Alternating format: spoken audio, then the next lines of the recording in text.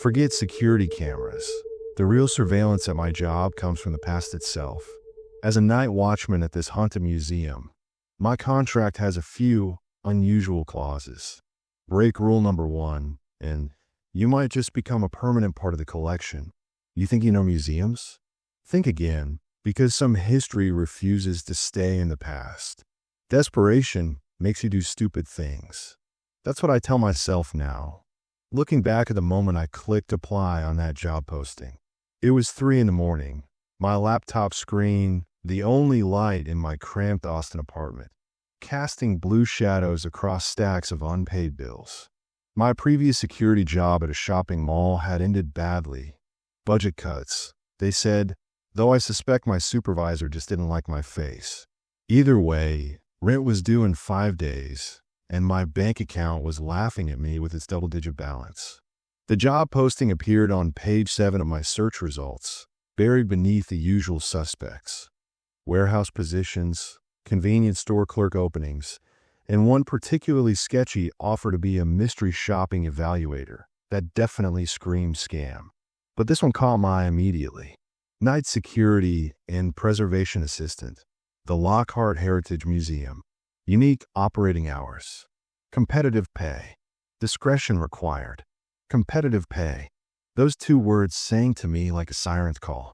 I clicked through to the full listing, squinting at the screen as my tired brain tried to process the details. The museum was located about 30 miles south of Austin and Lockhart, a town I'd driven through maybe twice in my life, mostly famous for its barbecue joints. I never heard of this particular museum, but that didn't mean much. Texas has more historical museums than you can shake a stick at, most of them dedicated to preserving some aspect of the state's complicated, bloody history. The job description was sparse, almost eerily so. Seeking reliable individual for overnight security position. Must be comfortable working alone. Must follow instructions precisely. Previous security experience preferred, but not required. Physical fitness and attention to detail essential. Starting pay $25 per hour. $25 an hour. For a security job.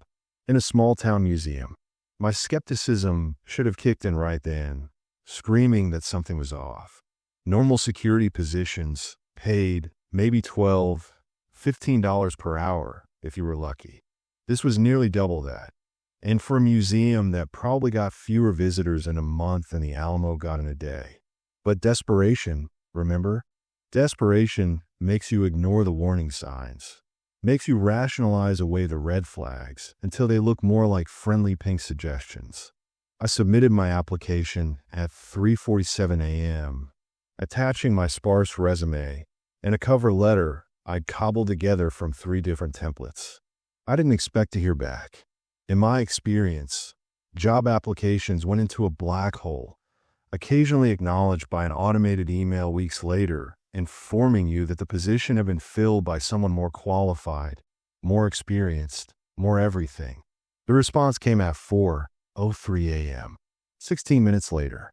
The email was brief, formal, and slightly off in a way I couldn't quite articulate. Mr. Jackson Rivers, thank you for your interest in the night security and preservation assistant position at the Lockhart Heritage Museum. We would like to invite you for an interview tomorrow. I glanced at the clock, realizing tomorrow was technically today at 11 p.m. Please arrive promptly at the staff entrance located at the rear of the building. Bring identification and be prepared to begin work immediately if the interview proves satisfactory. Regards, Silas Granger, Head of Security. 11 p.m. What kind of interview happened at 11 p.m.? And be prepared to begin work immediately. The whole thing felt rushed, desperate even, like they needed someone urgently and weren't too particular about who filled the position. Another red flag to add to the growing collection, but $25 an hour echoed in my head, drowning out my common sense. I confirmed my attendance, then spent the next 17 hours alternating between excitement, anxiety, and researching everything I could find about the Lockhart Heritage Museum. The results were frustratingly sparse. A few mentions in local newspapers from decades past, a brief notation in a Texas Historical Society database, and a website that looked like it had been designed in 1997 and never updated. The site featured grainy photos of the museum's exterior, a sprawling Victorian-era building with Gothic Revival elements, all dark stone and pointed arches, and vague descriptions of exhibits covering Texas history from colonial times through the present. What struck me most was what I didn't find. No recent news articles, no reviews on any travel sites, no social media presence, no photos from visitors. It was as if the museum existed in some kind of informational vacuum, known to the official records but forgotten by the public consciousness. I found myself wondering if it was even still operating as a museum, or if this was some bizarre, transitional period before it became something else. The drive to Lockhart that night took longer than expected. I'd left Austin at 9:30, giving myself plenty of time, but road construction detoured me through a series of increasingly rural back roads. The landscape shifted from suburban sprawl to genuine countryside, vast stretches of darkness interrupted only occasionally by distant ranch lights. My GPS kept recalculating, its mechanical voice sounding increasingly uncertain about my route.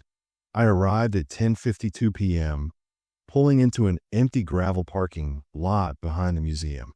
The building loomed against the night sky, darker than the darkness surrounding it, a solid mass that seemed to absorb rather than reflect the weak light from my headlights.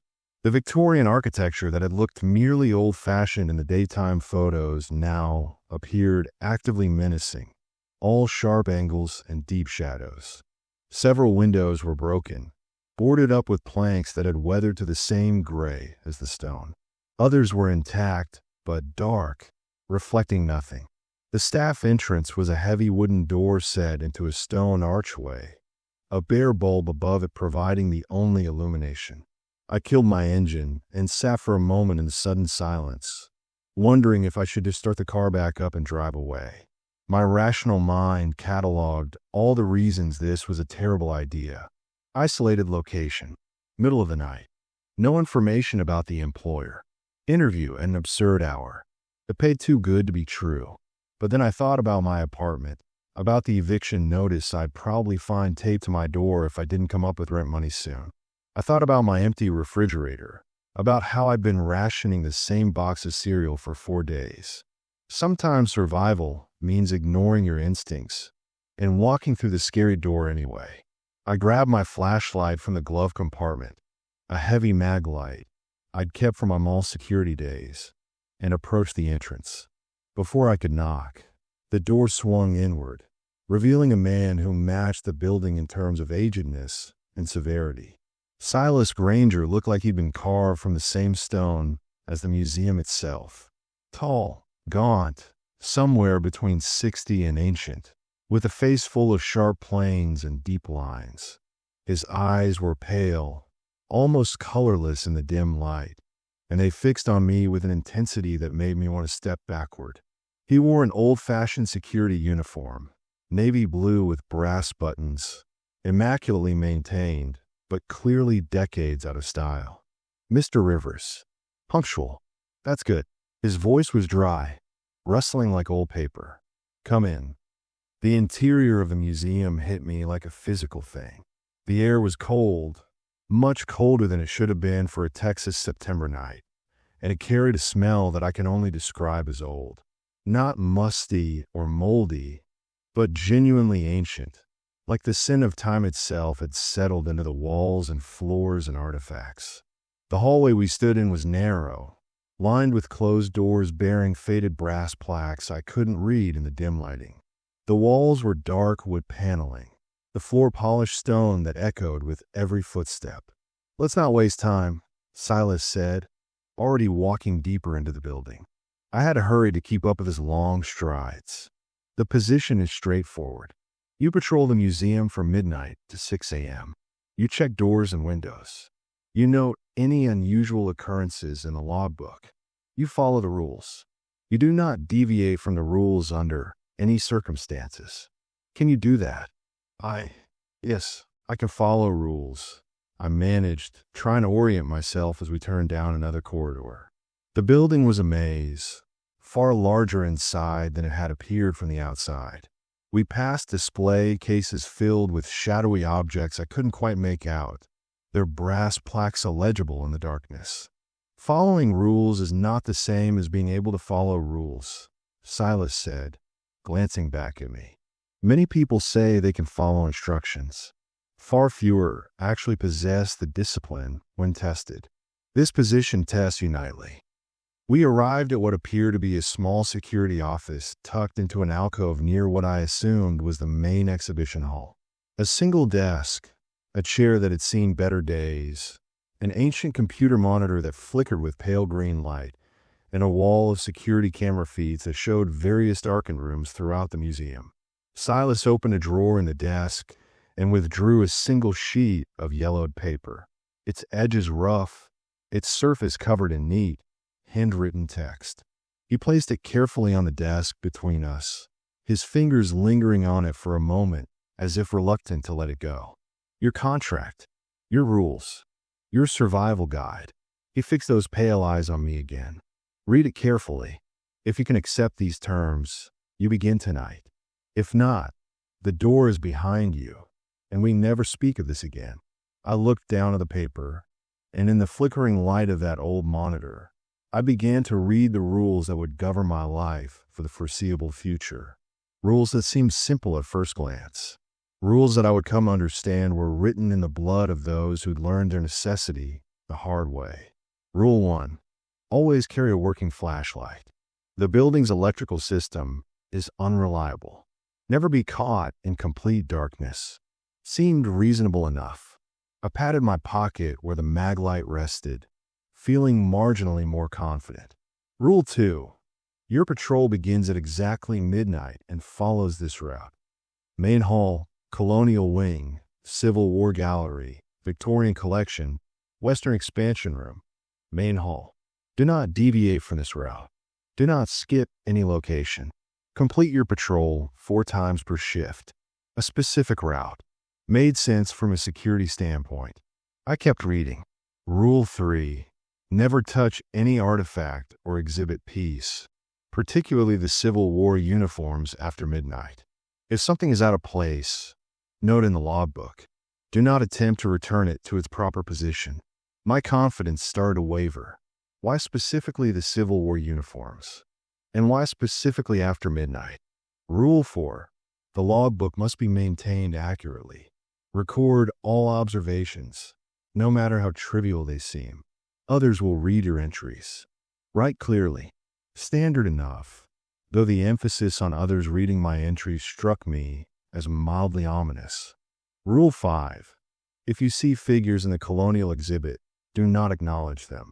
Do not speak to them. Do not make eye contact. Continue your patrol as if they are not there. My hands went cold. Figures. Not artifacts. Not mannequins. Figures. Mr. Granger. I began, but he held up one hand, silencing me. Finish reading first. Questions after. I swallowed hard and continued, my eyes scanning rules that grew progressively more disturbing. Don't investigate sounds from the Victorian nursery. Never respond if something calls your name. Keep all doors closed that you find closed. If the temperature drops suddenly, stand still until it normalizes. Don't look directly at the painting of the woman in the Western Expansion Room. The rules went on, a dozen entries total, each one chipping away at my rationalization that this was just an eccentric old building with an eccentric old security chief. These weren't the guidelines of someone worried about theft or vandalism. These were the desperate instructions of someone trying to keep their night staff alive. Questions? Silas asked, his expression unreadable. I had about 1,000, but what came out was, what happens if I break one of the rules? For the first time since I'd met him, something like emotion flickered across Silas's face. It might have been sadness. It might have been fear. Then you learn why the rules exist, he said quietly. And if you're very, very lucky, you live to remember the lesson. The pay is high, Mr. Rivers. because the work is dangerous in ways most people cannot understand. But follow the rules exactly, and you will be as safe as anyone can be in a place like this. Do we have an understanding? I should have said no. I should have walked out, driven home, taken my chances with eviction and poverty. But I looked at that number again. $25 an hour, 6 hours a night, 5 nights a week. That was $3,000 a month. That was survival. That was breathing room. That was worth ignoring the screaming voice in my head telling me this was all wrong. Yes, I heard myself say, I understand. Silas nodded slowly, then checked his watch. It's 11:47. Familiarize yourself with the route. At exactly midnight, you begin your first patrol. I will be watching the first night to ensure you understand the expectations. He pointed to the security monitors. The cameras see everything. Remember that. He turned to leave, then paused at the doorway. One more thing, Mr. Rivers. The most important rule isn't written on that paper because it should be self-evident to anyone with sense.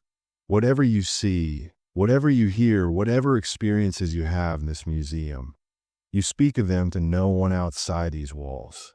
This is not negotiable.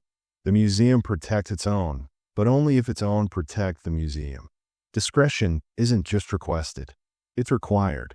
Then he was gone, his footsteps echoing away into the darkness, leaving me alone in that small office with a list of impossible rules and exactly 13 minutes until my new life began. I spent those 13 minutes studying the security monitor feeds, trying to memorize the layout. The main hall appeared to be a large, open space with a soaring ceiling and display cases arranged in neat rows. The colonial wing showed what looked like recreated period rooms. The Civil War gallery was full of glass cases containing uniforms, weapons, and personal effects. The Victorian collection seemed to be another series of period rooms, including what must be the nursery mentioned in the rules. The Western expansion room was darker than the others on the monitor, details hard to make out. At 11:59, I stood, checked my flashlight one more time, and picked up the yellow paper of rules, folding it carefully into my shirt pocket. My hands were shaking slightly. I told myself it was just nerves about a new job, just the adrenaline of starting something unfamiliar in an unusual setting. The clock on the old computer clicked over to 12 a.m., and somewhere deep in the museum, I heard a sound like a heavy door closing or opening. I couldn't tell which. My first night had begun. The silence in the museum was not really silence at all. As I stood in that cramped security office, waiting for the courage to begin my first patrol, I realized that the building hummed with its own peculiar symphony. The old wooden floors creaked and settled with temperature changes. Water pipes somewhere in the walls gurgled and knocked. Air moved through unseen vents with a whistling sound that almost formed words if you listened too hard. And underneath it all, there was something else, a low, barely perceptible vibration that I felt more than heard, as if the museum itself was breathing. I pulled out the rules again, reading them one more time by the sickly green light of the monitor. Rule 2 specified my route clearly. Main hall, colonial wing, Civil War gallery, Victorian collection, Western expansion room, then back to main hall. For complete circuits per shift. 6 hours. Midnight to 6 a.m. I could do this. I'd walked plenty of patrol routes before. This was just another building, just another job. Except it wasn't, and I knew it. At 12:03 a.m., I finally forced myself to move.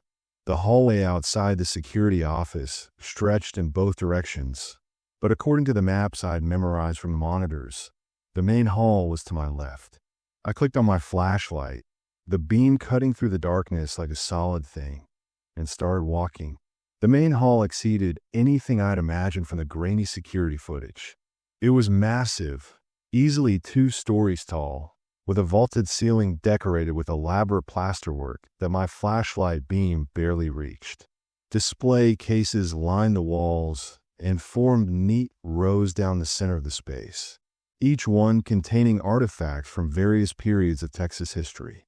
I could see Spanish colonial crosses, Native American pottery, frontier tools, and dozens of other objects, all carefully labeled with brass plaques that gleamed in my flashlight beam. But what struck me most was how arranged everything was. Not just organized, arranged, as if someone had positioned each case, each artifact, each piece with deliberate intention for reasons beyond simple chronology or aesthetics. The cases formed patterns, pathways that seemed to guide you through the space in a specific way. I found myself following these unspoken directions, drawn by the layout itself. I was halfway through the main hall when I noticed the temperature. It had dropped significantly, my breath beginning to fog in the flashlight beam. Rule 8 flashed through my mind. If the temperature drops suddenly, stand still until it normalizes. Do not continue your patrol. Do not return to the office. Stand perfectly still. I stopped walking immediately, every muscle tensing. My breath came out in white clouds now, the cold so intense it hurt my lungs. The flashlight beam seemed dimmer suddenly, as if the cold was affecting the bulb itself. I stood there, counting my heartbeats, watching my breath, trying not to think about why such a specific rule would exist. 30 seconds passed. A minute. The cold remained.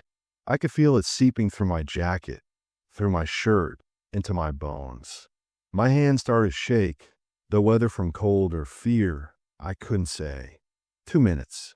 Still freezing. I began to worry that I'd be stuck here all night, frozen in place like some kind of security guard statue. Then, as suddenly as it had come, the cold vanished. The temperature normalized, so quickly I actually felt warm for a moment by comparison. My breath stopped fogging. The flashlight beam brightened, and I was left standing in the middle of the main hall, alone and deeply unsettled, with no explanation for what had just happened. I continued my patrol, moving faster now, suddenly eager to complete this first circuit and return to the relative safety of the security office.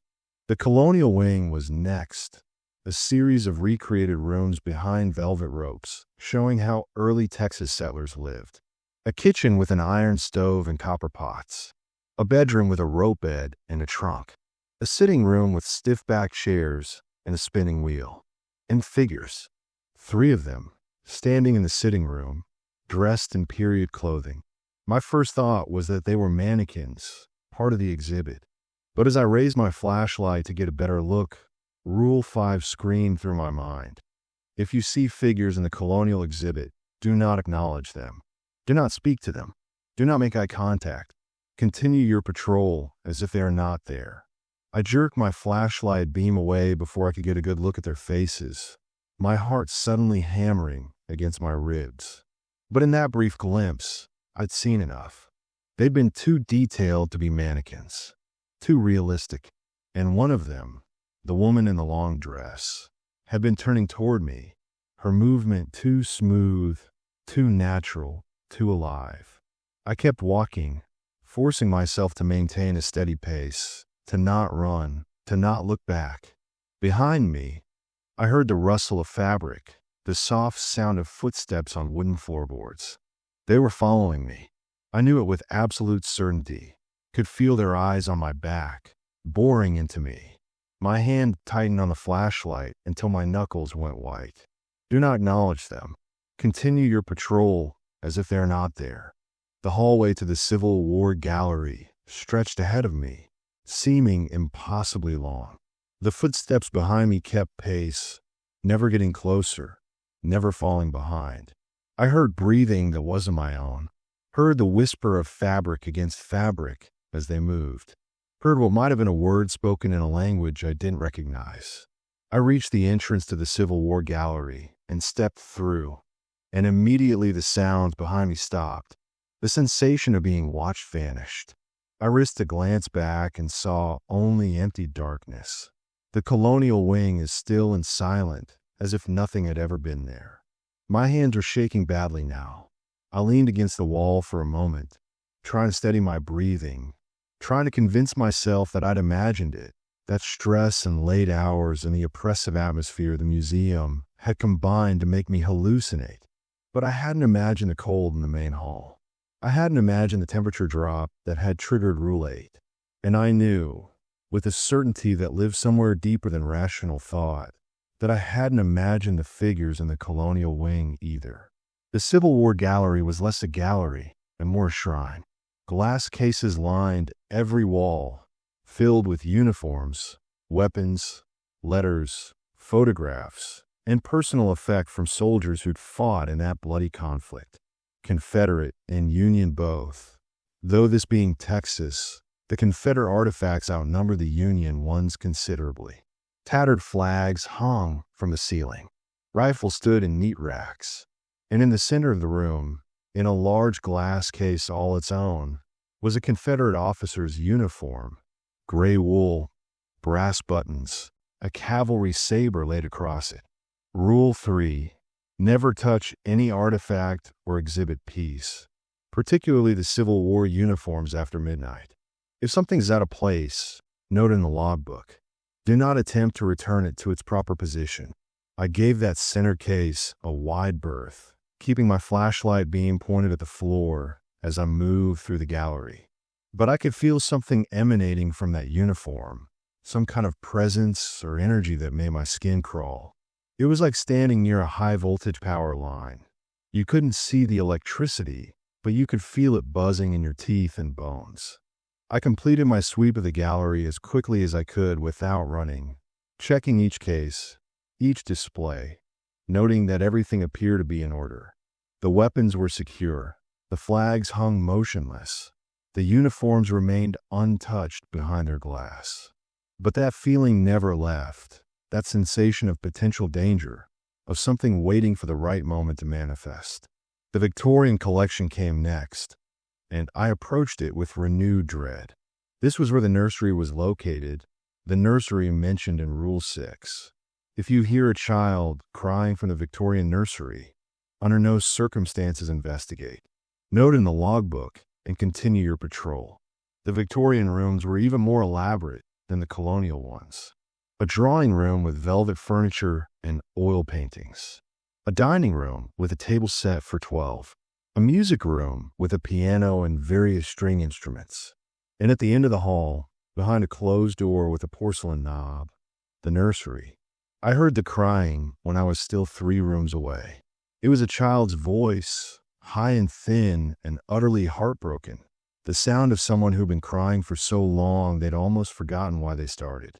It came from behind that closed door, muffled but unmistakable. Every instinct I had screamed at me to check on it, to investigate, to help. What kind of monster hears a child crying and just walks past? But the rules were clear. Under no circumstances investigate. I forced myself to continue my patrol, moving through the music room, past the closed nursery door. The crying grew louder as I approached, then began to change. The heartbreak in it transformed into something else. Anger, maybe, or accusation.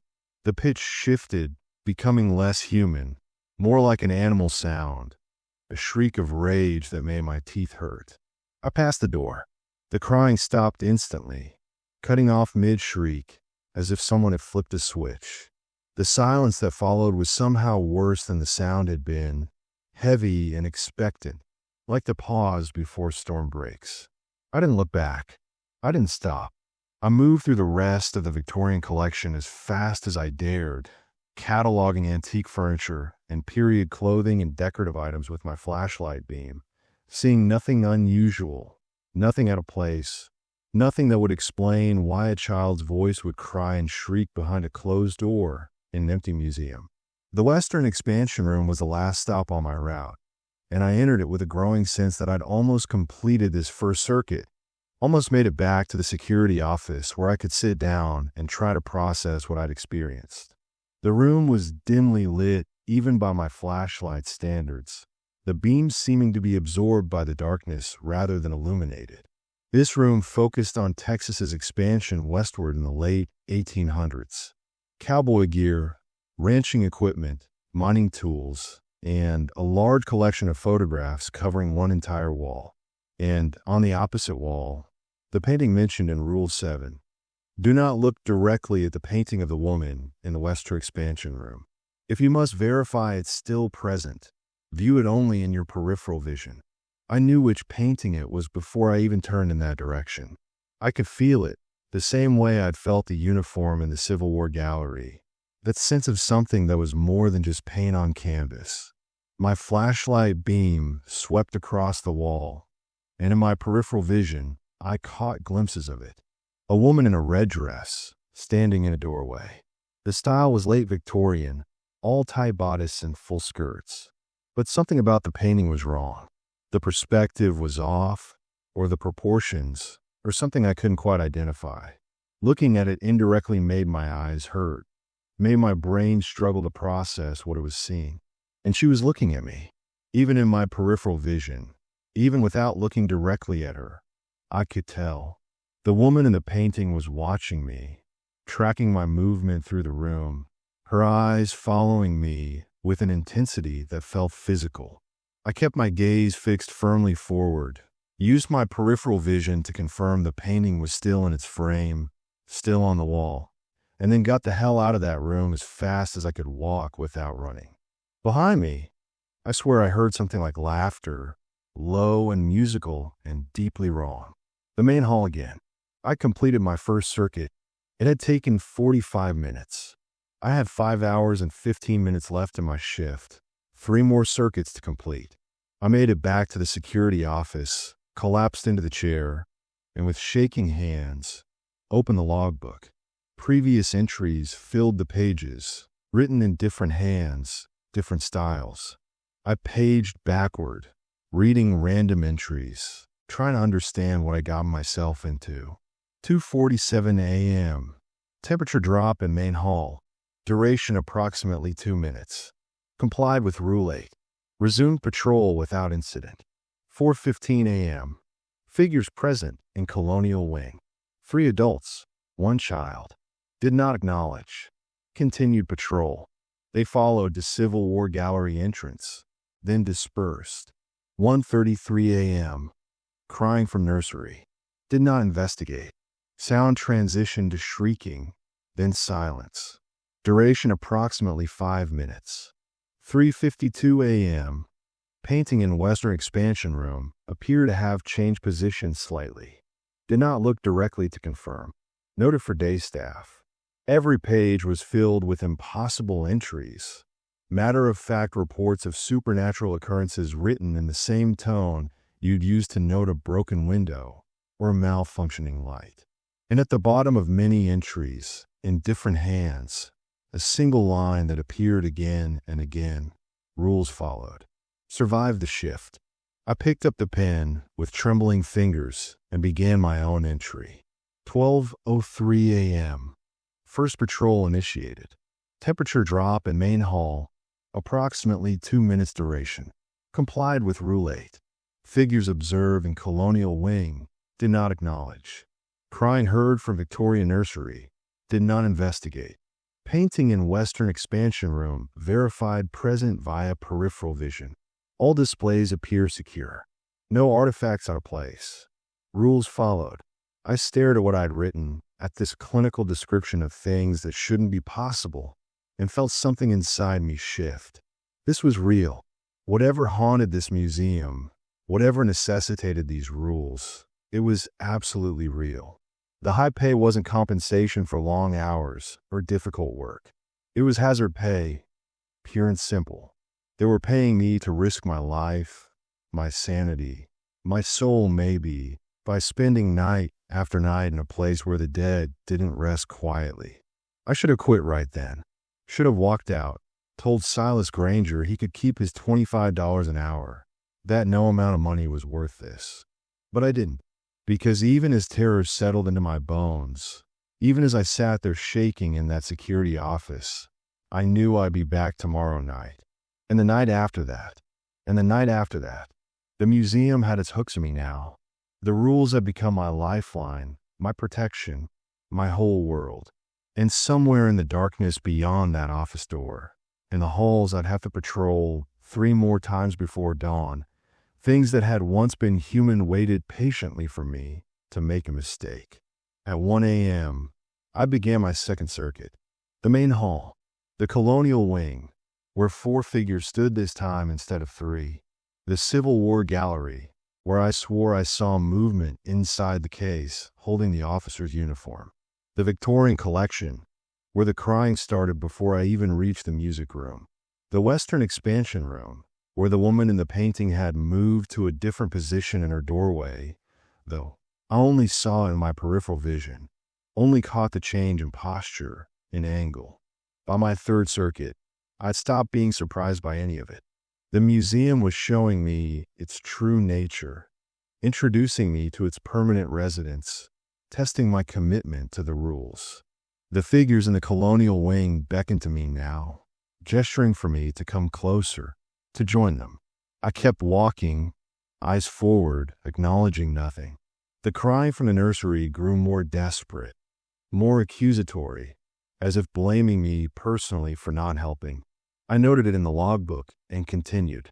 The woman in the painting smiled, or frowned, or made some expression that my peripheral vision couldn't quite process, but that sent ice water through my veins. My fourth and final circuit began at 5:15 a.m. Dawn was still over an hour away, but I could feel the night starting to loosen its grip on the building. The occurrences became less frequent, less intense, as if the museum's energy was waning as morning approached. The temperature remained stable. The figures in the colonial wing were absent. The nursery was silent. Even the woman in the painting seemed less focused, less present. I completed the circuit at 5:58 a.m. and returned to the security office with 2 minutes to spare. The ancient computer monitor showed the first gray hints of dawn through the museum's windows. Somewhere in the building, I heard a sound like a collective sigh, as if the museum itself was exhaling after holding its breath all night. Silas Granger appeared in the doorway at exactly 6 a.m., looking no different than he had 6 hours earlier. No more tired, no less severe, as if he'd spent the entire night standing guard somewhere in the darkness. "Your logbook," he said, extending one weathered hand. I gave it to him, watching as he flipped through my entries, his pale eyes scanning each line with intense focus. After what felt like an eternity, he closed the book and fixed me with a look that might have been approval. "You followed the rules," he said simply. "That's more than most manage on their first night. Some people panic. Some try to rationalize. Some decide they know better than the guidelines and attempt to investigate. Those people don't typically return for a second shift."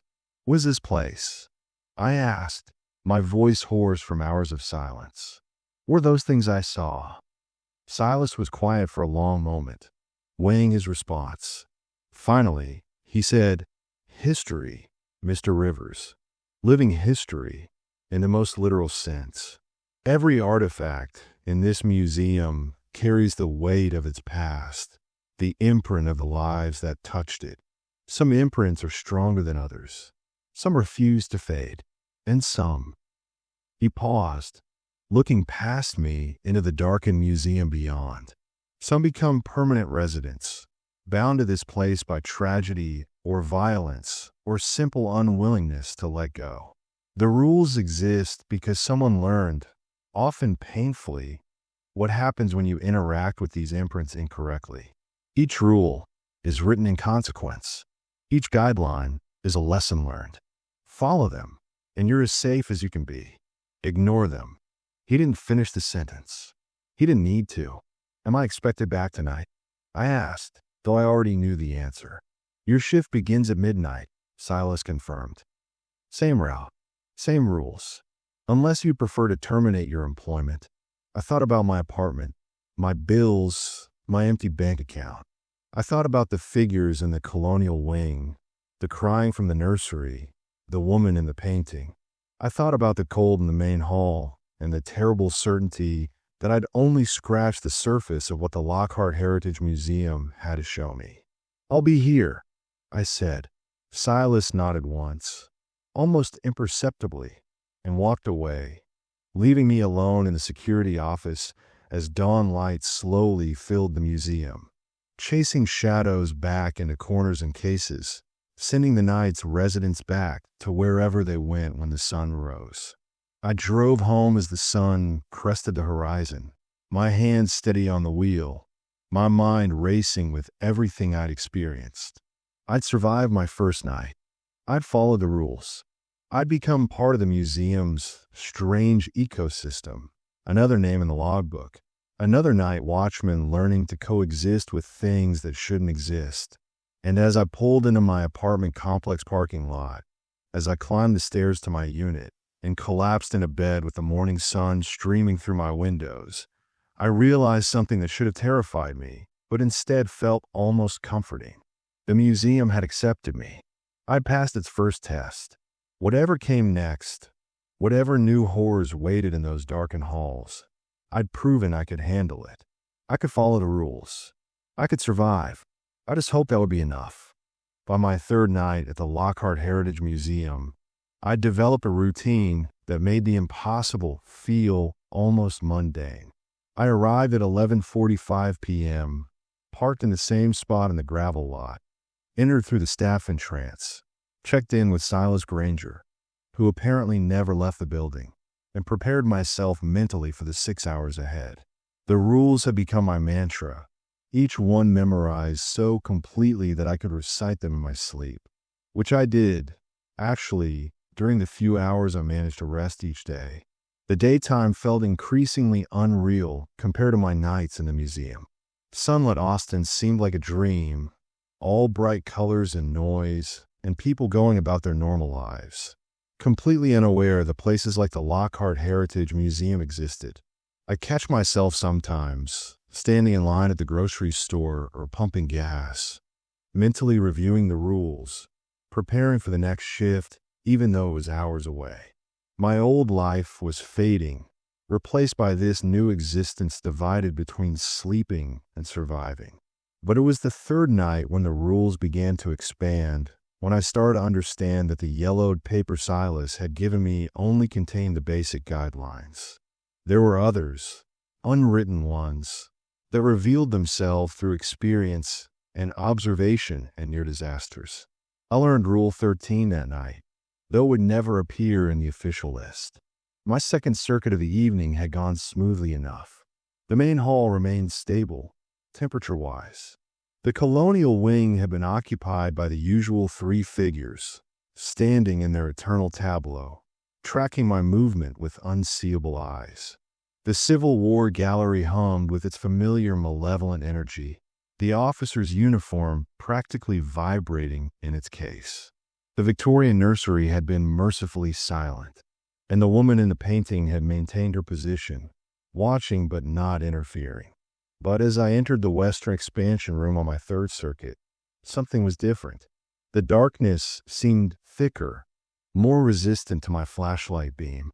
The air had a texture to it, almost granular, as if I was breathing in microscopic particles of something that wasn't quite physical.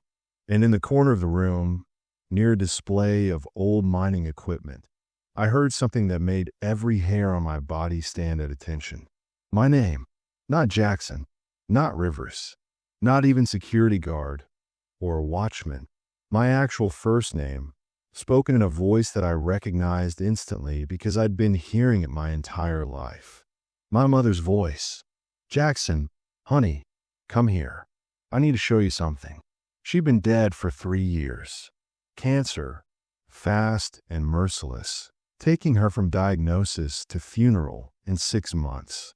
And now her voice was coming from the darkness of the Western expansion room, gentle and concerned and absolutely real sounding. Jackson, I'm over here. Don't you want to see your mother? I stood frozen, my flashlight beam trembling in my hand. Every molecule of my being wanted to respond, wanted to call out to her, wanted to rush into that darkness and find her. The logical part of my brain that knew this was impossible warred with the emotional part that didn't care about logic or reason or any of it. Jackson, please. I've been waiting for you. I have so much to tell you. So much you need to know. My mouth opened. I actually drew breath to respond. But at the last possible second, a memory surfaced, not of my mother, but of the logbook of an entry I'd read during my first night. 3:17 a.m. Voice heard in Western expansion room. Claimed to be night guard's deceased sister. Did not respond. Voice became aggressive, then ceased. Duration approximately 8 minutes. Did not respond. I clamped my mouth shut so hard my teeth clicked together. Forced myself to continue moving through the room, maintaining my patrol route, my flashlight sweeping across displays without lingering anywhere. Behind me, my mother's voice changed. Jackson, Jackson, why won't you answer me? Don't you love your mother anymore? Keep walking. Don't respond. Don't acknowledge. Jackson. The voice that screamed my name bore only a passing resemblance to my mother's now. It was too loud, too distorted, as if being produced by vocal cords that weren't quite human. The gentleness had vanished, replaced by rage and something that might have been hunger. You ungrateful little bastard. After everything I did for you, after everything I sacrificed. My mother had never spoken to me that way. Not once in her entire life. Whatever was using her voice, whatever had pulled her image from my memories and weaponized it against me, it didn't actually know her. It was wearing her the way you'd wear a Halloween costume. All surface appearance with nothing authentic underneath. I exited the Western expansion room, and the voice cut off instantly, as if it had never been. My hand was shaking so badly, I had to lean against the wall for a moment, breathing hard, fighting the urge to vomit. The museum had shown me a new trick, revealed another layer of its capabilities. It could reach into my memories, into my grief, and turn it into a weapon. When I made my logbook entry for that circuit, I wrote, 3:23 a.m., voice heard in Western expansion room, claiming to be deceased relative. Did not respond. Voice became aggressive, then ceased. Duration approximately 6 minutes. New rule recommendation. If you hear familiar voices calling your name, do not respond under any circumstances. They are not who they claim to be. The next morning, when Silas reviewed my logbook, he read that entry twice, then looked at me with something that might have been respect. Most people fail that test, he said quietly. The temptation to respond is overwhelming. You did well, Mr. Rivers. Your recommendation has been noted and will be added to future orientation materials as Rule 13. How does it do that? I asked. How does it know about my mother? Silas was quiet for a long moment. The museum doesn't exist in linear time the way we do. Past, present, future. It's all accessible here, all bleeding into each other. When you walk through these doors for the first time, you brought your history with you, your memories, your losses, your fears. The museum absorbed all of it, and now it can use that information however it sees fit. That's insane, I said, though my voice lacked conviction. After 3 nights of impossible things, the idea that the building could read my mind and weaponize my memories seemed almost reasonable by comparison. Insane implies a deviation from normal reality, Silas replied. This museum exists outside normal reality. Different rules apply here. Rules we've learned through trial and error. Rules written in the experiences of everyone who's worked these halls. He paused, then added, You're doing better than most, Mr. Rivers. Most people quit by now, or have a breakdown, or make a fatal mistake. You're adapting. That's rare. I didn't feel like I was adapting. I felt like I was barely hanging on, each shift taking me closer to some kind of psychological edge that I'd eventually tumble over. But the paychecks had started coming, direct deposited into my account, the full amount promised, no taxes withheld, because apparently the museum existed outside normal employment regulations too, and rent was paid, food was in my refrigerator, and survival had a way of justifying almost anything. Night 4 brought new complications. The figures in the colonial wing had increased to 5 now, and one of them was a child. The girl, I thought it was a girl, though I never looked directly enough to be certain, stood at the front of the group, closer to the velvet ropes than the others. As I passed, maintaining my forward gaze, I heard a small voice, high and sweet and heartbreaking. Do you know where my mommy is? Do not acknowledge them. Do not speak to them. Do not make eye contact. Sir, please. I can't find my mommy. I'm scared. Keep walking. Eyes forward. Maintain pace. Why won't you help me? The child's voice rose to a shriek that seemed to vibrate in my bones.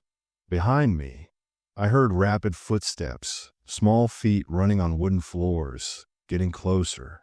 Every instinct screamed at me to turn around, to look, to do something. But the rules were clear, and I'd seen what happened when you deviated from them.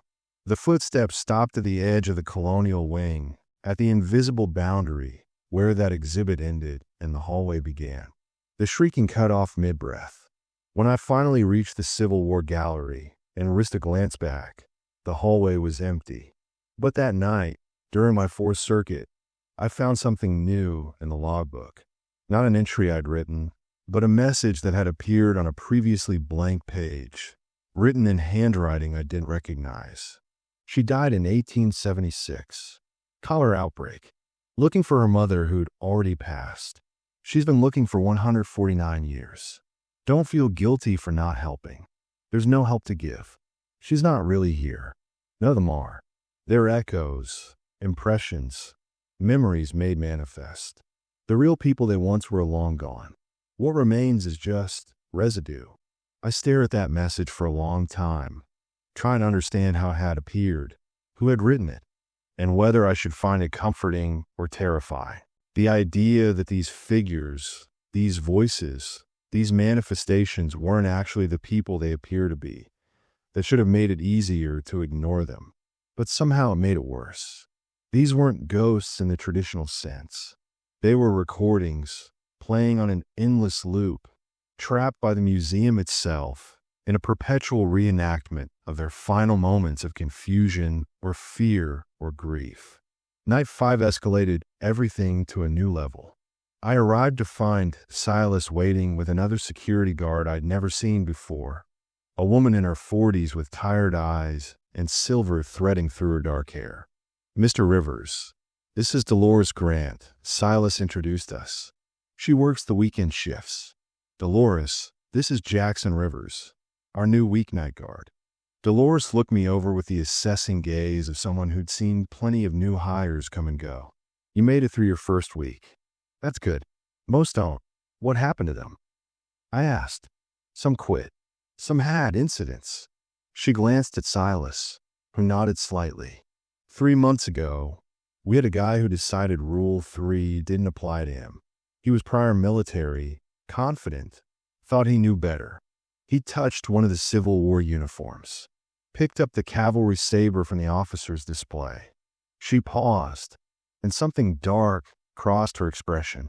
They found him the next morning, still in the Civil War gallery. He'd aged 40 years overnight. Hair white, skin like parchment, eyes empty. He's in a care facility now, doesn't speak, doesn't recognize anyone. Whatever he experienced in the time between touching that saber and dawn, it broke something fundamental in him. I thought about that uniform, about the energy I'd felt emanating from it every time I passed. What's special about that particular uniform? It belonged to Colonel Marcus Hendricks, Dolores said. He died wearing it. Took a Union bullet to the chest during the Battle of Glorieta Pass. But that's not what makes it dangerous. What makes it dangerous is that he wasn't ready to die. Story goes he'd promised his wife he'd come home, no matter what. When he died, that promise bound him to the uniform, to this place.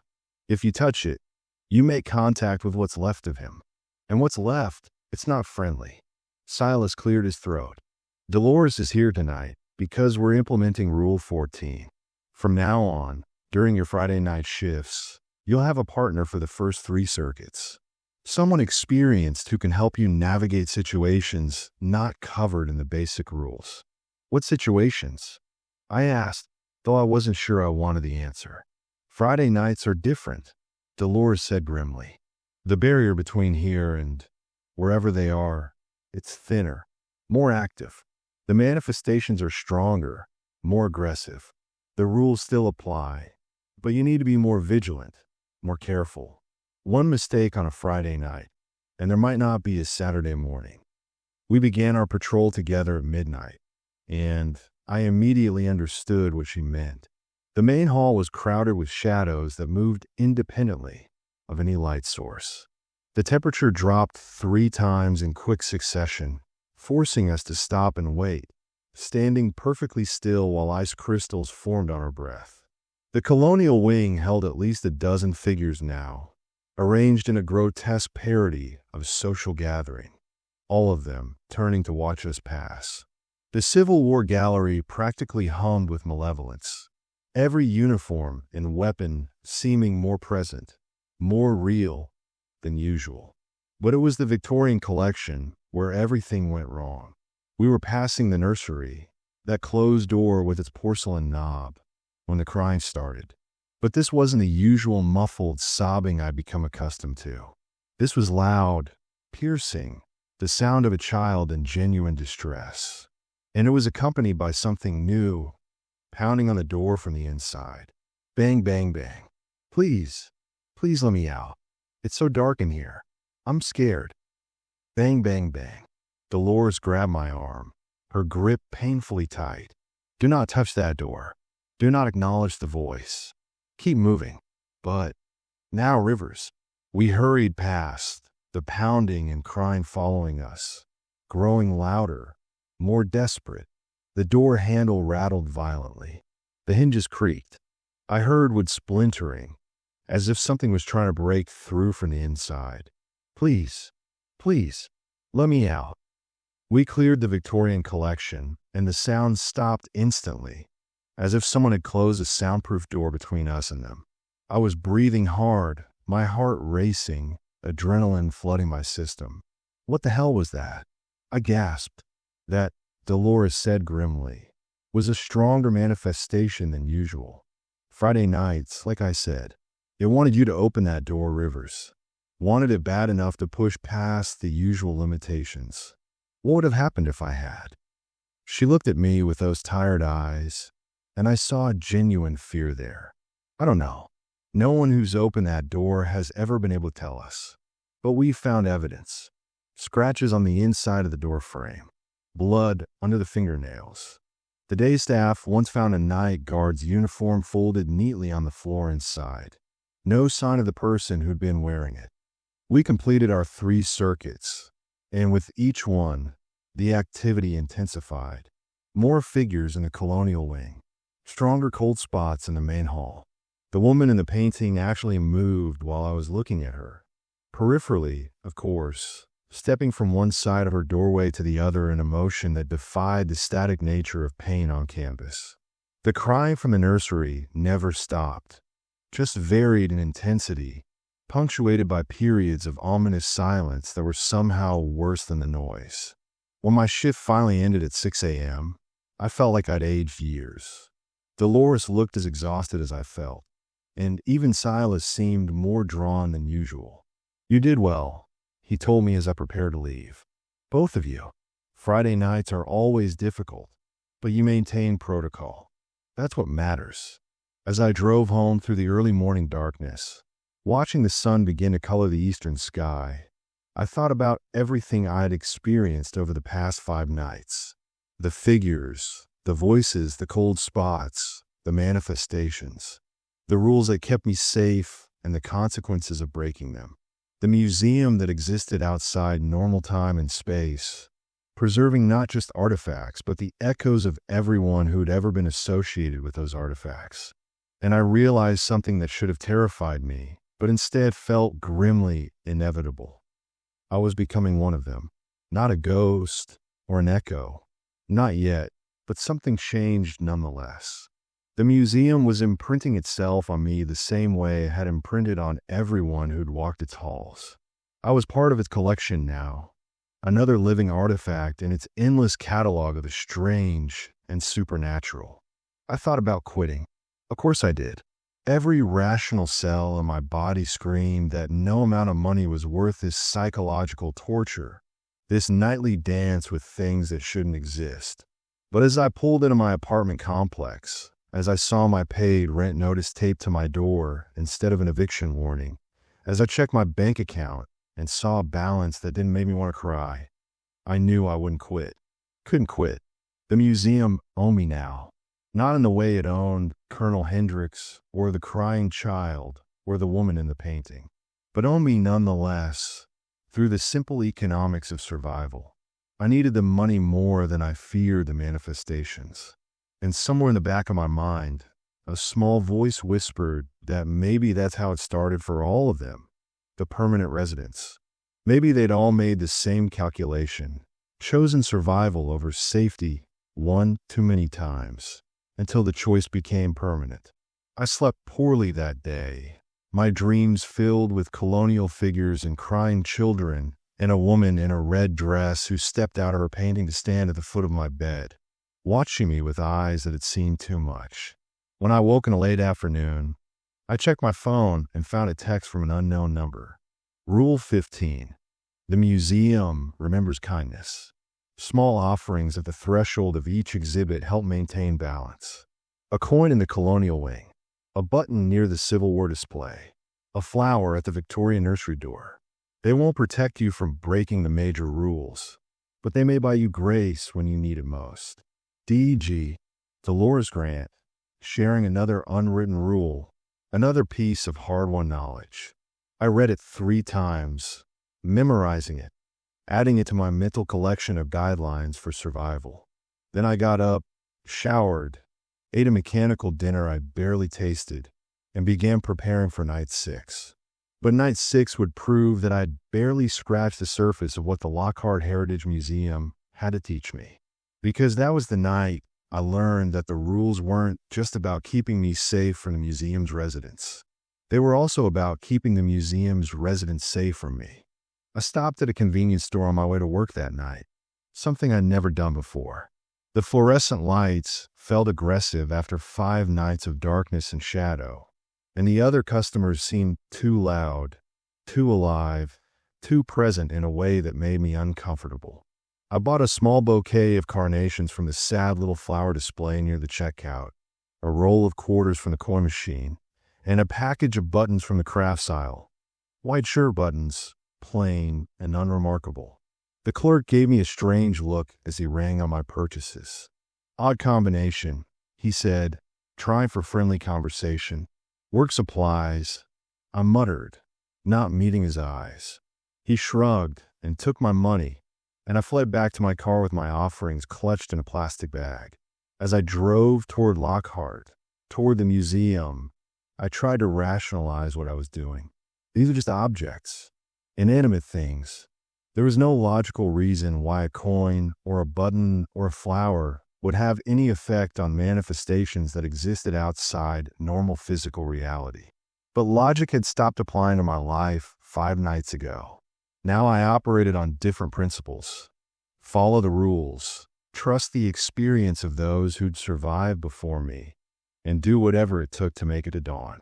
I arrived at 11:40 p.m., earlier than usual, and found Silas waiting in the security office with someone new, a man in his late 60s wearing wire-rimmed glasses and a cardigan that looked like it had been old when I was born.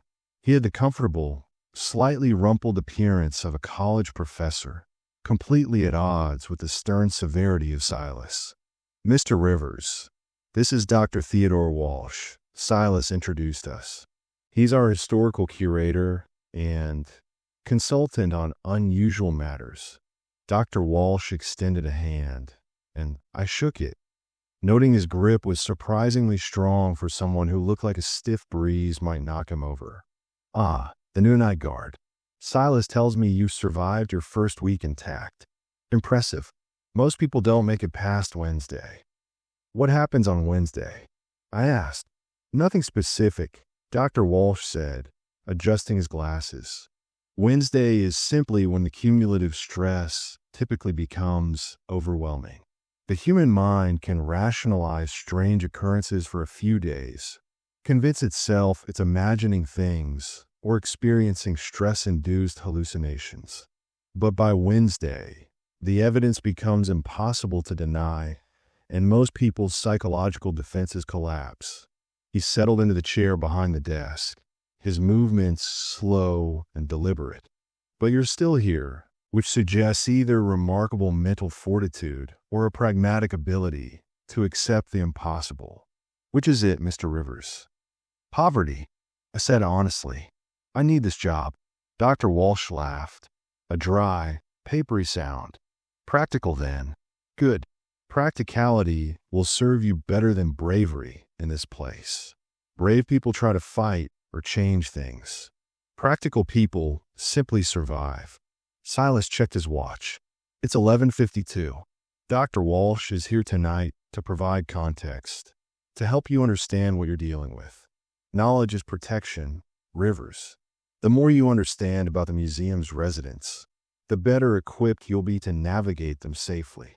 I've been doing research, Dr. Walsh said, pulling a worn leather journal from his cardigan pocket, cross-referencing the manifestations you've encountered with the museum's collection records and historical documents. The patterns are fascinating, really. Each active entity is bound to a specific artifact or location within the museum, and each one reflects the circumstances of their death or their strongest emotional attachment at the time of death. He flipped through pages covered in cramped handwriting. The figures in the colonial wing, for example, they're not random. They're the Meriwether family, Thomas, Elizabeth, their daughter, and son Jonathan, and Elizabeth's sister Margaret. They died during a Comanche raid in 1758. The artifacts in that exhibit include pieces of their homestead, furniture they owned, tools they used. They're bound to those objects, trapped in an eternal recreation of their last normal evening together before the attack. I thought about the figures I'd seen, the way they stood together in that sitting room, the way they tracked my movement but never left their exhibit. So they're ghosts. Not exactly, Dr. Walsh said, frowning. Ghosts implies consciousness, awareness, the ability to change and react. What we have here is more like recordings. Psychic impressions left on physical objects, strong enough to manifest visually and sometimes physically. They don't think or feel in any meaningful way. They're echoes, playing the same scene over and over. Then why do they react to me? Why did one of them follow me last time? Well, that's where it gets complicated. Dr. Walsh leaned forward, his eyes bright with academic enthusiasm. The manifestations are recordings, yes, but they exist within a space. This museum that has its own consciousness, its own awareness. The building itself is the entity, if you will. It uses these impressions, these echoes, as extensions of itself. It's aware of you, Mr. Rivers. It's watching you, testing you, learning from you, and it manipulates the manifestations accordingly. A chill that had nothing to do with temperature ran down my spine. The museum is alive. After a fashion, Silas said quietly. It's been absorbing tragedy, violence, strong emotions for over 140 years. Every artifact brought here carries its history, its psychic weight. Over time, all that accumulated energy has given the building itself a kind of sentience. Not intelligence as we understand it, but awareness, intention. And what does it want? I asked, though I wasn't sure I wanted the answer. Dr. Walsh and Silas exchanged a look. Finally, Dr. Walsh said, "We believe it wants to preserve. That's its function. After all, a museum preserves history, but it's extended that function beyond the physical. It preserves memories, emotions, final moments. And occasionally," he paused, choosing his words carefully, "occasionally, it preserves people, those who make significant mistakes, who break the fundamental rules, who open themselves too completely to its influence. They become part of the collection, permanent additions." I thought about the night guard Dolores had told me about, the one who'd aged 40 years in a single night after touching the cavalry saber. That's what happened to the guy who touched Colonel Hendrick's uniform. Partially, Silas said. He made contact with something extremely powerful, something that pulled him into its own temporal space. He experienced decades in minutes. His body aged, his mind broke. He's technically still alive, still himself, but he's trapped in a moment that won't end. The museum tried to preserve him, and in doing so, destroyed him. The clock on the computer ticked over to midnight. Silas straightened. Your shift begins. Dr. Walsh will be monitoring from here, watching the cameras, available if you need consultation. I'll be patrolling the perimeter. You have your route. You have your rules. Trust them both. I stood, checking my flashlight, feeling the weight of the plastic bag with my offerings. Why are you both here tonight? What's special about night 6? Dr. Walsh smiled, but it wasn't a comforting expression. Tonight is Saturday, Mr. Rivers. The weekend. Saturday nights at the Lockhart Heritage Museum are when the veil is thinnest, when the manifestations are strongest, when the museum's awareness is most acute. Tonight, you will truly understand what you've signed up for. Good luck. I left the security office with those words echoing in my mind. The museum's darkness swallowing me whole. The hallway felt different tonight, more present, more aware, as if the building itself was watching me with greater attention than usual. The air was thick, almost syrupy, resisting my movement through it. The main hall stretched before me, and I could see immediately that tonight would be unlike anything I'd experienced so far. The shadows weren't just shadows. They had form, substance, almost solidity. They moved between the display cases like prowling animals, circling, searching. And in the center of the hall, standing perfectly still, was a figure I'd never seen before. A man in a suit from the early 1900s, pocket watch chain glinting in my flashlight beam, face obscured by the shadows that clung to him like a second skin. He stood facing me, hands clasped behind his back, radiating an intensity that made my skin crawl. Do not acknowledge them, I reminded myself. Continue your patrol as if they are not there. I walked forward, maintaining my route, eyes fixed on the path ahead. As I passed the figure, it turned, tracking my movement. I heard the soft tick-tick-tick of a pocket watch, impossibly loud in the silence. Heard breathing that wasn't my own. Heard a voice, cultured and cold, whisper words I couldn't quite make out. The temperature plummeted, so suddenly I gasped, my breath fogging instantly. Rule 8. Stand still until it normalizes. I froze mid-step, 1 foot raised, balanced like some kind of demented statue. The figure in the suit moved closer. I could feel its presence, its attention, focused on me with laser intensity. Tick, tick, tick. The cold intensified. Ice crystals formed on my jacket, on my flashlight, on my eyelashes. My lungs burned with each frozen breath. The figure was directly beside me now, close enough that if it were solid, if it were real, I could reach out and touch it. Do you know what time it is? The voice asked, clearer now, coming from somewhere very close to my ear. Don't respond. Don't acknowledge. I asked you a question, young man. Do you know what time it is? My muscles screamed to me to move, to run, to do anything except stand here frozen while this thing circled me like a shark. But the rule was clear. Stand perfectly still until the temperature normalizes. Time is everything. The voice continued, conversational now, almost friendly. It's all we have, really. And when it's taken from you, when you're frozen in a single moment for eternity, you begin to understand its true value. Do you understand, young man? Do you comprehend what it means to be trapped outside of time? The cold began to recede, slowly, degree by degree. The figure retreated with it, stepping backward into the shadows until only its outline remained, and then even that dissolved. The temperature normalized. I could breathe without pain again. Carefully, shakily, I lower my raised foot and continue my patrol. Behind me, echoing through the main hall, I heard a final whisper, "You will." The colonial wing held 9 figures tonight, arranged in what looked like multiple family groupings. The Meriwethers were there, in their usual positions, but they'd been joined by others. A woman in a sunbonnet holding a wooden spoon. Two children playing with a hoop and stick. A man in buckskin with a rifle that looked too real, too solid.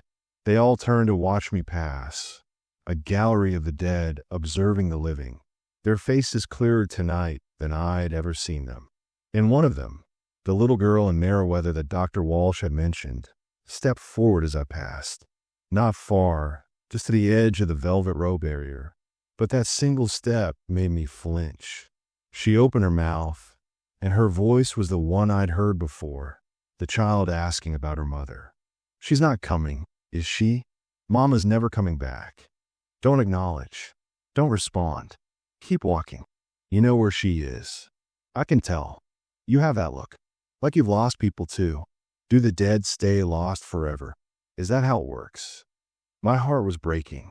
This echo, this recording of a child who died nearly 270 years ago, trapped in this eternal confusion, this endless search for comfort that would never come. I wanted to respond, wanted to explain, wanted to offer some kind of solace. But I knew, from the rules, from Dolores's warnings, from the entry in the logbook, that responding would only make things worse. The museum would use my compassion against me, would twist it into something dangerous. I kept walking, my throat tight, my eyes burning. Behind me, and Meriwether began to cry, a sound so genuinely heartbroken that it took every ounce of willpower I possessed not to turn around.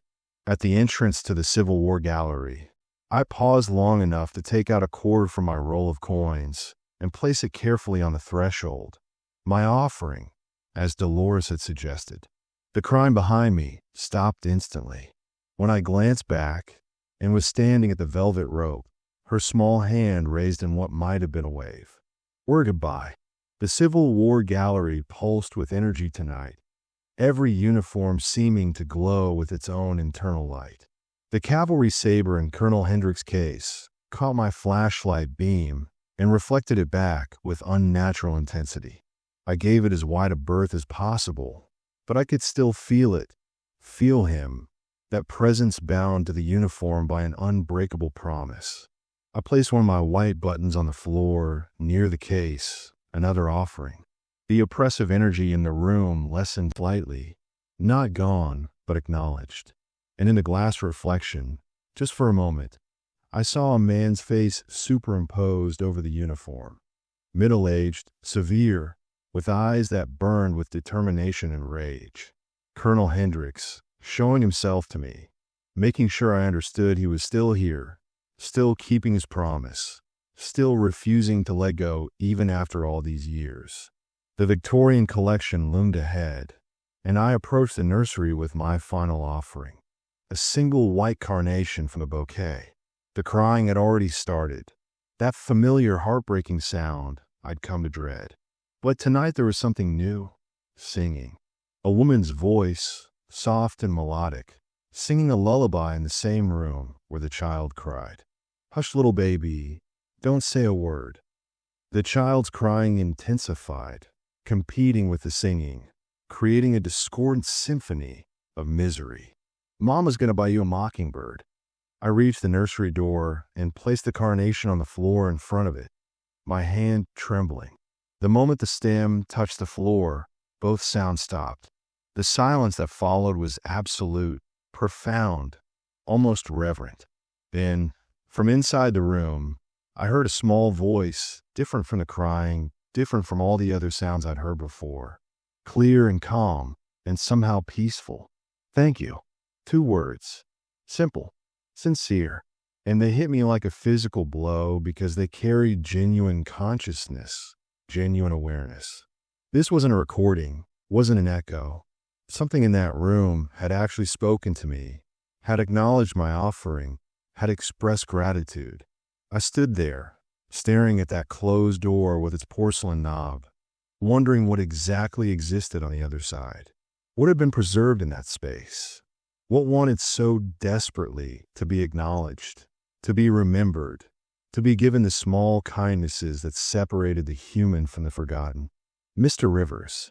Dr. Walsh's voice crackled through a radio I hadn't realized I was carrying, clipped to my belt.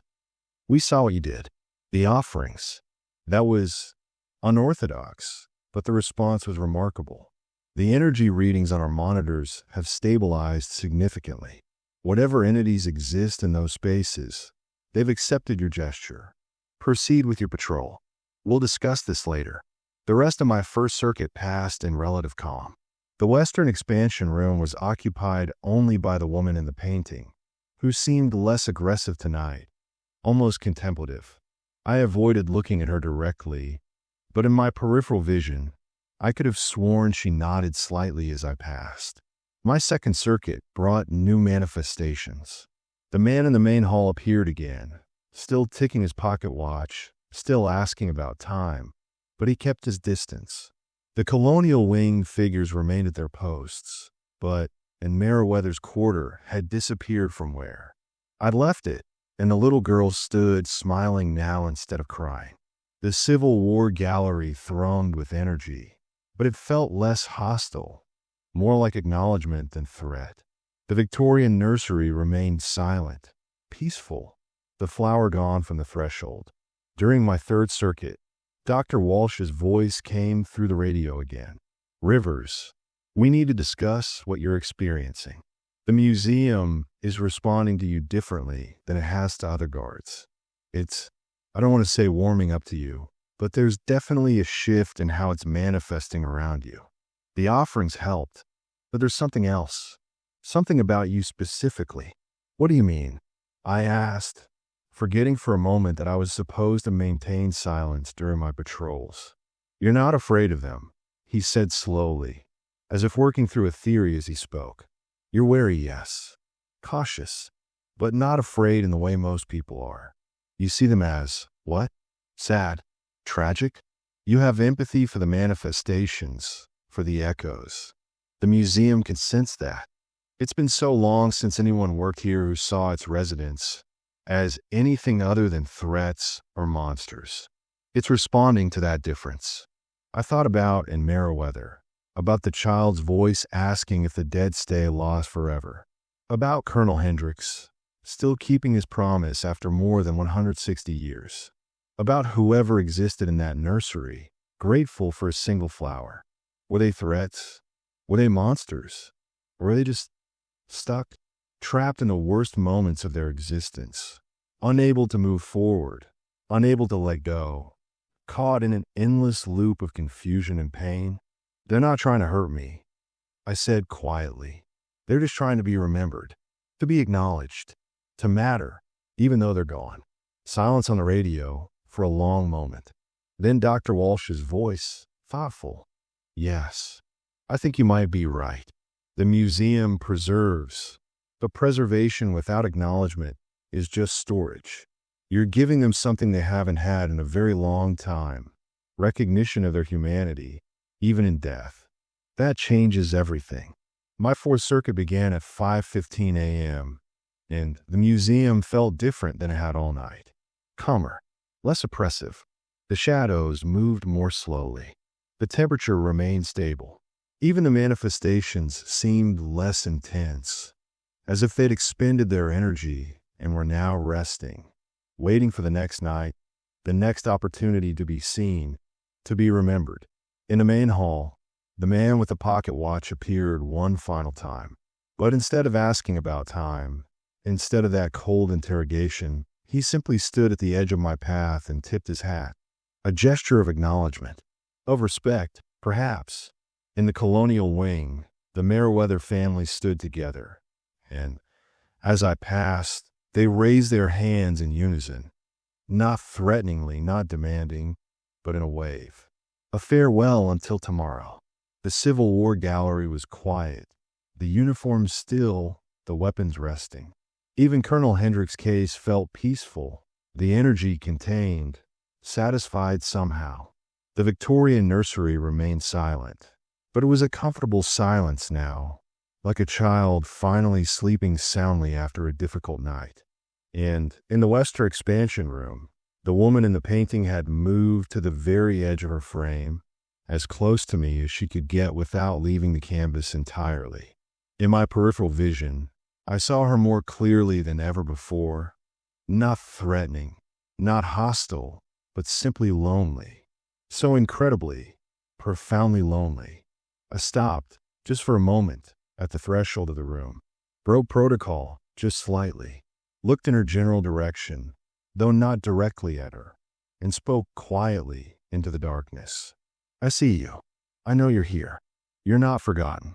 The temperature dropped, but gently this time, like a cool breeze rather than an Arctic blast.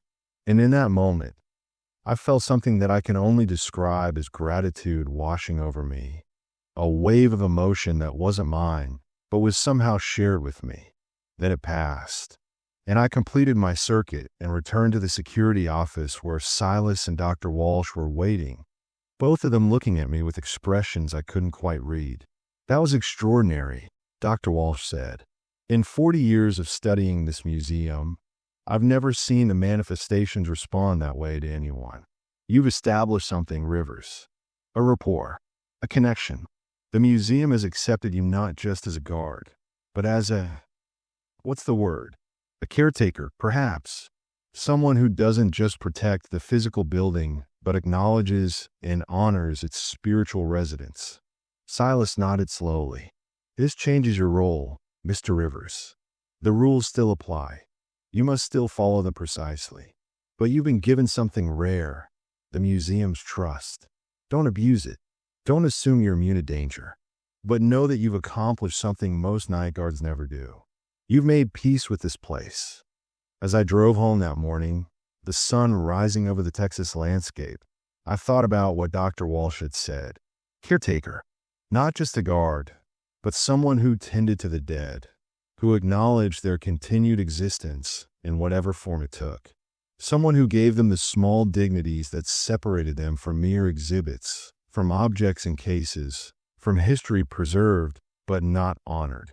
I thought about in Meriwether and her quarter, about the flower at the nursery door, about the button near Colonel Hendrick's uniform. Such small gestures, such minor acknowledgments. But to the echoes trapped in this museum, to the impressions that have been playing the same scenes for decades or centuries, maybe those small gestures were everything. Maybe being remembered, even in death, even as an echo, was all anyone really wanted. And maybe, just maybe, I found my purpose in this impossible job. Not just to survive the night, but to be a witness. To see these lost souls, these trapped memories, these preserved tragedies, and to acknowledge that they mattered, that they had existed, had lived, had loved, had suffered, and deserved to be honored for it. The museum owned me now, yes, but perhaps I own a small piece of it too. And in that mutual ownership, that strange symbiosis between the living and the dead, I'd found something I hadn't expected. I'd found meaning. The weeks that followed my sixth night should have been easier. I'd established a rapport with the museum, understood its residents, developed protocols that kept both me and them in a kind of peaceful coexistence. The offerings became routine. Coins, buttons, flowers, small tokens left at thresholds as acknowledgments of presence and respect. The manifestations responded accordingly, less aggressive, more accepting, if that word could be applied to echoes of the long dead. But I should have known better than to assume peace was permanent. The museum had been testing me, evaluating me, building my confidence. And like any good horror story, the real terror was waiting for the moment when I felt safe.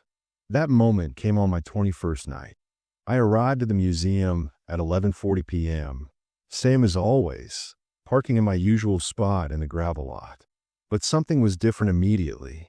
The building looked wrong, not obviously so, but in subtle ways that set off alarm bells in my hindbrain. The shadows around the windows were deeper, darker, more solid.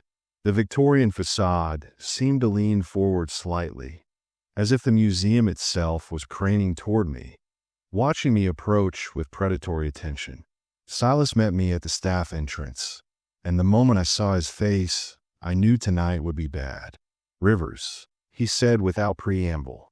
Tonight is October 31st, Halloween, the night when the veil between worlds is thinnest, when a museum's power is at its peak. Everything you've experienced so far, the manifestations, the cold spots, the voices, it's all going to be amplified, intensified. The rules matter more tonight than any other night. One mistake, one deviation could be fatal. He handed me his second sheet of paper, this one covered in red ink instead of the faded black of the original rules. Emergency protocols. If things go wrong, if you find yourself in a situation not covered by the standard rules, follow these. They're your last resort, your final defense. I scanned the emergency protocols, my stomach sinking with each line. If you find yourself trapped in an exhibit space with no exit, close your eyes and recite your full name 10 times. The museum knows who you are, knows you're alive, knows you don't belong in the past. Use that knowledge. If the manifestations become physical enough to touch you, do not resist. Stand perfectly still and focus on your breathing. They're testing whether you're solid, whether you're real, or whether you're becoming like them. If you hear your own voice calling to you from another room, do not investigate. The museum has absorbed enough of your presence to mimic you. It's trying to split your consciousness, to trap part of you here permanently. If all lights fail, including your flashlight, stop moving immediately. Count to 100. Do not attempt to navigate in complete darkness. The museum rearranges itself when no one can see. The final protocol made my blood run cold. If you see the door at the end of the Western expansion room open, do not enter under any circumstances. That door should never open. If it does, return immediately to the security office and wait for dawn, regardless of what you hear or see. Do not complete your remaining circuits. What's behind that door? I asked, my voice barely above a whisper. Silas is pale, eyes held mine for a long moment. We don't know. No one who's entered has ever come back to tell us. But we've heard sound from behind it on Halloween nights. Screaming, pleading, and sometimes laughter. Whatever exists in that space, it's the museum's core, its heart, the source of everything that happens here. It's the one place where the rules don't apply because the rules were written to keep people away from it. Dr. Walsh appeared from the security office, looking more disheveled than usual, his cardigan buttoned wrong, his glasses smudged. Rivers, good you're here. Tonight is going to be unprecedented. The energy readings are off the charts. Every artifact in the building is active. Every echo is manifesting. You need to be prepared for her. He was cut off by a sound that came from deep within the museum, a low, resonant tone like a church bell, except it seemed to vibrate in my chest cavity rather than my ears. The lights flickered. The temperature dropped 10 degrees in as many seconds. It's starting early, Silas said grimly.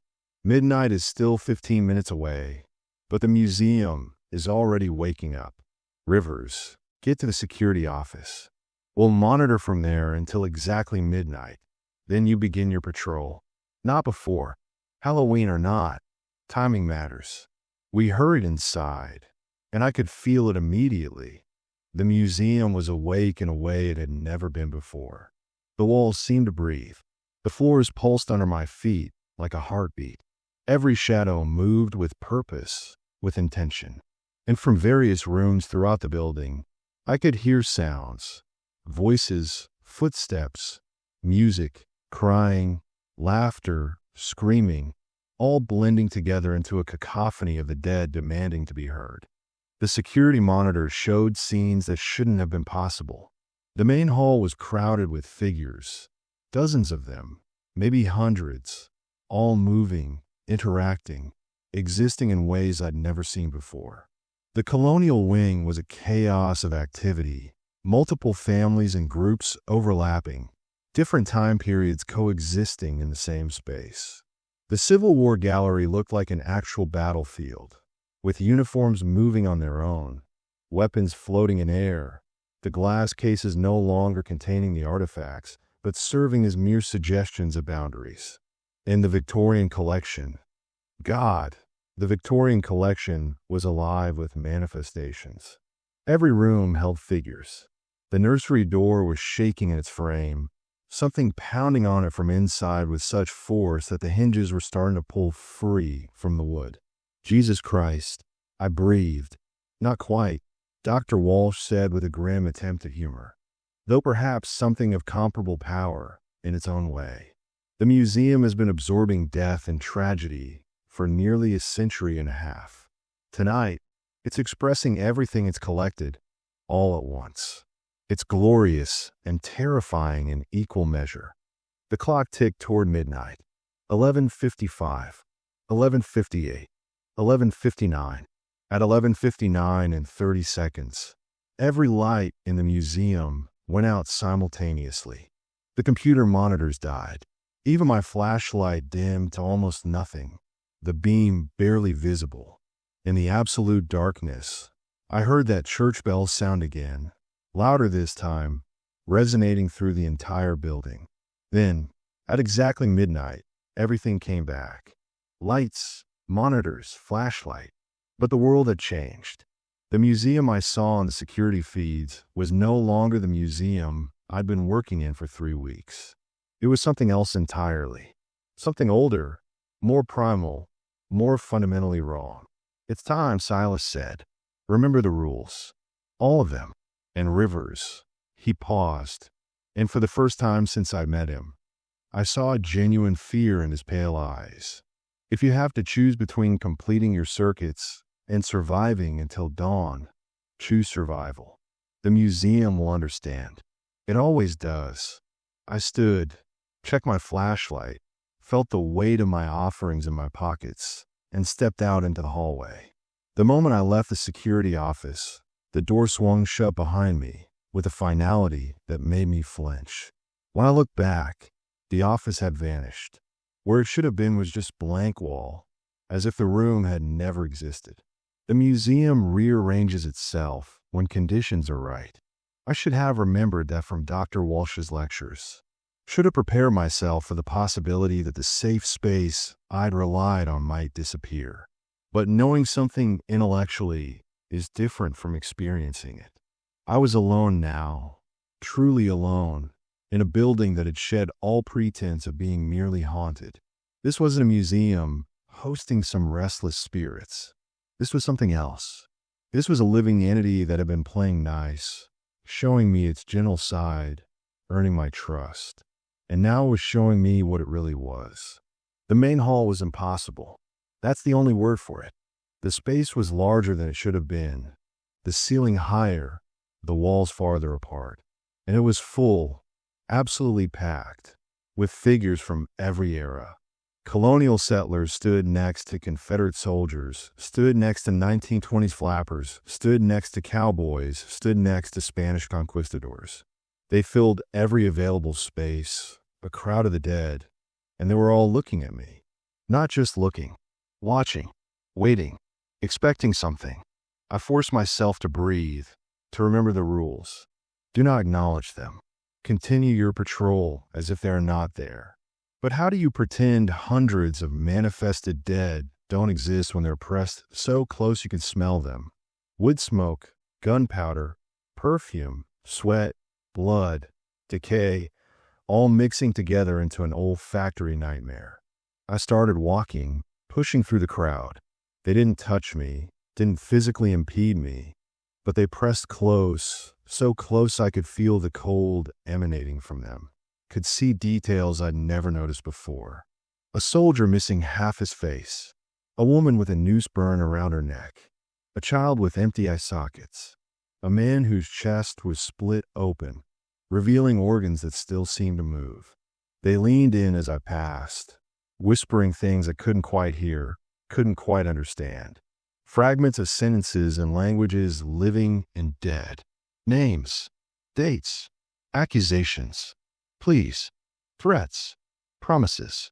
Halfway through the main hall, the temperature dropped so suddenly and so completely that my next breath came out as ice crystals. Rule 8. Stand still until it normalizes. But the cold didn't normalize. It got worse. Worse than it had ever been. My jacket frosted over. My hair crackled with ice.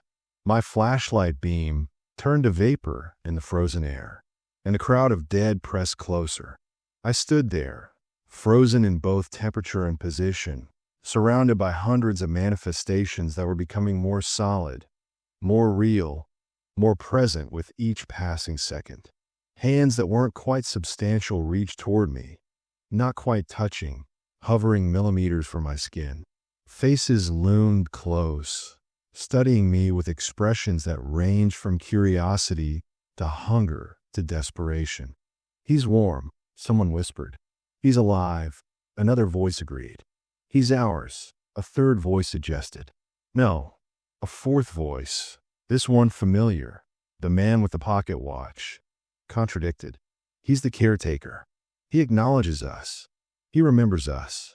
He's not for taking." The crowd seemed to debate this among themselves, a susurrus of voices arguing about my fate. I kept my eyes forward, my breathing as steady as I could manage, my hands clenched so tightly around the flashlight that the metal bit into my palms.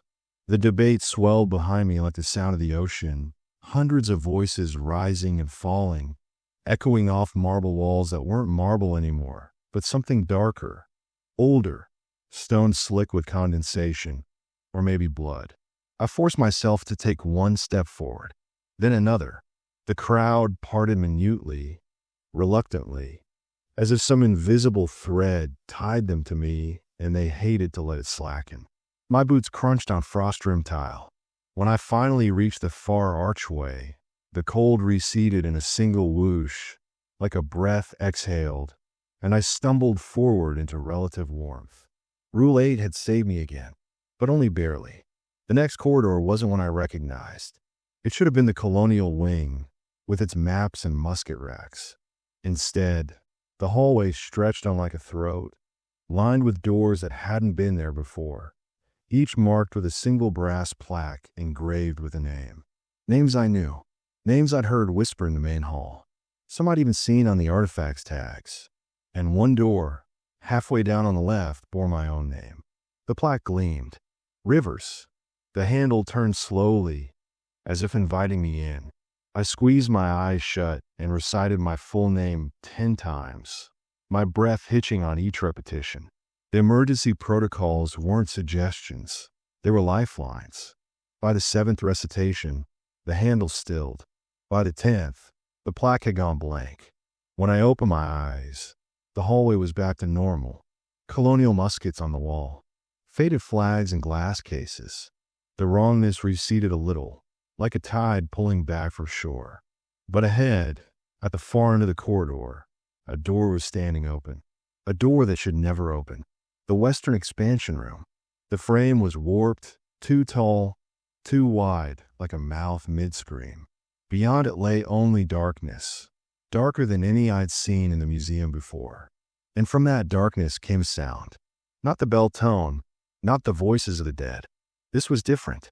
Wet, ragged, like something breathing through water. Every instinct screamed to me to run, to sprint back to the security office, even though I knew it was gone, and hide until dawn. The final protocol had been clear. Do not enter under any circumstances. But something was moving inside the darkness. A flicker of pale light, like a candle flame, and then, horrifyingly, Dr. Walsh's voice. "Rivers, help me. It's taken Silas. Please." My heart slammed against my ribs. It sounded like him.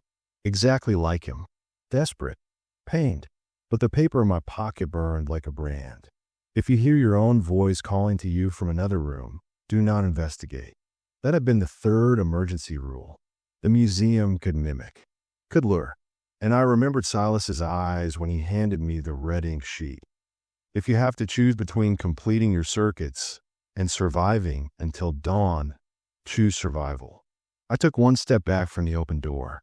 The darkness surged forward an inch, like liquid creeping across the floor. Something in it moved. No reached, a suggestion of a hand, a claw, a shape I couldn't name. I took another step back. Rivers, The voice said again, softer now, pleading. And then, disturbingly, it shifted, became my own voice. Come in. You've done so well. This is the final rule. The last thing you must see. Every light above me flickered. My flashlight dimmed to a pinpoint, then sputtered out entirely. The hallway plunged into pitch black. I stopped moving immediately. Count to 100. Do not attempt to navigate in complete darkness. The museum rearranges itself when no one could see. I started counting under my breath, each number a tiny anchor against the void. 1, 2, 3. From the open door came the sound of laughter, high, brittle, endless. 30, 31, 32. The floor shifted beneath me, but I stayed rooted, hands out to my sides, not moving an inch. 70, 71, 72. The laughter stopped. The breathing stopped. Even the cold stopped. 99, 100. I opened my eyes. The door to the Western expansion room was gone. In its place was a blank wall. The hallway was normal again, normal for the museum. Anyway, my flashlight flickered back to life with a weak beam. I was alone. I completed the rest of my patrol in a daze, moving from room to room on instinct, leaving offerings at thresholds, even when the thresholds had shifted. The crowd of dead was gone. The air was warmer. The whispers had faded to silence. When I finally found myself back at the staff entrance, dawn was breaking outside. The gravel lot looked exactly as it always had. My car was where I'd left it. Inside, the security office was back, door propped open, monitors humming quietly. Silas wasn't there. Dr. Walsh wasn't there. Only the red ink sheet of emergency protocols lay on the desk, folded neatly, a single line added at the bottom in handwriting I didn't recognize. The final rule: leave before the museum decides you're part of the exhibit. I didn't clock out. I didn't even grab my jacket. I walked out of the building into the rising sun, each step heavier than the last, because I understood what that added line meant. The museum had shown me mercy once, maybe twice, but it wouldn't forever. And somewhere deep inside, past the Western expansion room, behind a door that should never open, something had whispered with my voice, promising that this wasn't the end.